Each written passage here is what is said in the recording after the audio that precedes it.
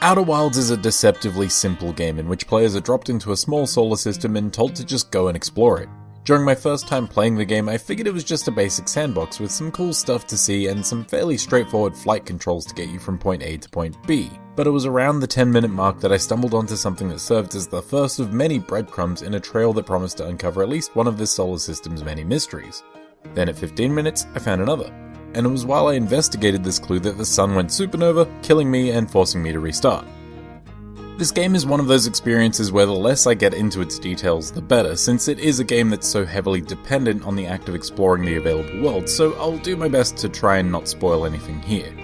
With the supernova that marks the 20-minute point of your playthrough, you'll die and restart, but while the solar system will reset over and over again, your personal knowledge and the clues you've gathered with each cycle doesn't. So once you've polished off one section of Outer Wilds' cosmic playground, or one of its various story threads, you don't have to go and repeat it. Think of it as Groundhog Day meets No Man's Sky, except the space you're able to explore is much smaller and has much more character as a result. Outer Wilds' small handful of planets may not be the biggest areas to explore, but they each have a decent sprinkling of key features and unique details that make them far more interesting than anything you'd get out of a procedurally generated universe, no matter how big it was. While you may start off on a pretty standard Earth-like planet, there's plenty of more crazy locales to explore, like Brittle Hollow, a planet whose crust is constantly collapsing inward, or Giants Deep, a water-based planet where tiny islands dot the cyclone-racked waves. And what's more, these planets change over time. You may only be given 20 minutes to explore the whole solar system, but in that 20 minutes, entire planets can crumble away into nothing. As such, certain elements aren't accessible from the very beginning. For example, one of the clues I was chasing down required me to climb to the top of this tower, but the path in had been destroyed.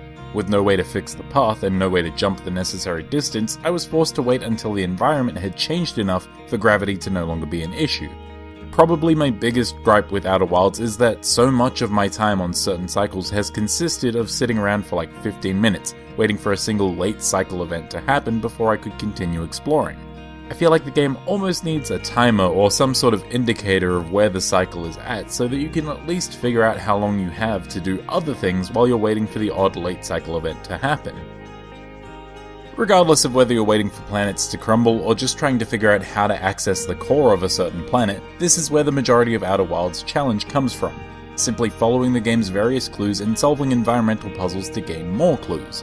While many of these clues are pretty easy to follow, there are a few that will point you towards some environmental puzzle that blocks your progression. These can be a little more frustrating at times, but it's comforting to know that you're pretty much always capable of progressing further.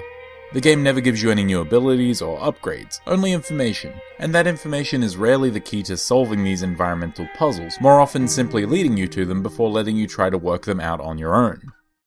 But beyond the puzzles and exploring for clues, Outer Wilds doesn't have a huge variety of mechanics to throw at players. Most interesting is your spacecraft, which is pretty integral to exploring space, and piloting it is fun enough if a little unresponsive at times.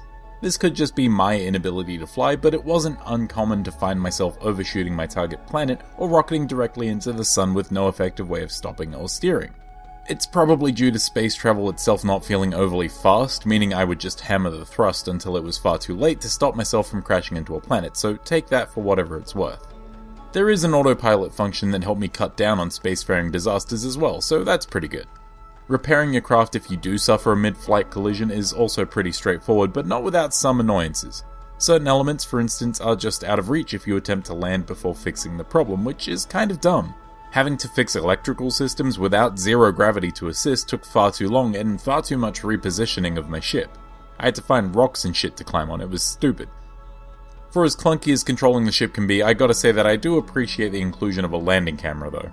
Trying to land any aerial vehicle in any game can be tricky, especially in first person, so having a viewpoint directly below the craft is incredibly handy. Outside of your spacecraft, you've got some basic movement on offer, complete with a weirdly clumsy jump that needs to charge up a little before initiating, as well as a jetpack to help with zero-gravity exploration, and a couple of tools to aid you in your cosmic wanderings. You've got a receiver that can pick up transmissions and random signals, which always serve as a decent place to start exploring if your clues have run dry, as well as a surveillance probe that you can use to transmit pictures back to yourself after launching it across great distances.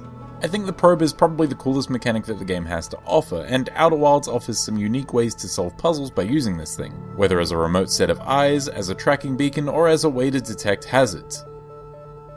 But exploring with all of this gear would be useless if the places you were exploring weren't really visually interesting, right? Thankfully, the handful of planets that the Outer Wilds has to offer look fine. They're very colourful and varied in terms of their layout and features as mentioned earlier, and the graphics themselves are also fine. There's the occasional texture or frame rate issue that would take me out of the experience, and the game's art style isn't overly ambitious, but the character designs are charming enough and the planet's unique enough for it to not really matter that much. The game's audio is similarly decent. There's no voice acting to speak of, but the soundtrack is pretty soothing, with a surprising amount of single instrument tracks to be heard whenever you find yourself near a fellow spacefarer from your home planet. The ambient soundtrack is pretty understated, but when it does kick in, generally near the end of the 20-minute cycle, it serves as a pretty solid reminder of your impending death.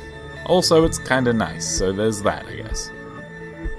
Finally, the story elements are interesting, but if you lack the thirst for exploration, you're probably gonna find your time with Outer Wilds somewhat barren. You're not really given much in terms of clear direction, and the clues you have to figure out are as close to a main story progression as you'll find. But the mysteries to unravel are certainly intriguing, and the writing itself is surprisingly funny, so for those who are happy to just go out and search the worlds, there should be something to enjoy. With all that said, Outer Wilds is excellent. It may not be the most visually stunning game around, and its story elements may not immediately grab you, but Outer Wilds provides something that not a huge amount of games give. Exploration in this game is such a wonderful experience, with each point of interest you discover pointing you in the direction of more weird and wondrous things to find, and though it may not have the scope of something like No Man's Sky, its 20-minute time loop adds an interesting wrinkle that makes the smaller solar system feel densely packed, even if it's not an overly long game. Outer Wilds is currently free on Xbox Game Pass, but even if you have to pay full price for entry, I highly recommend it. It's very cool.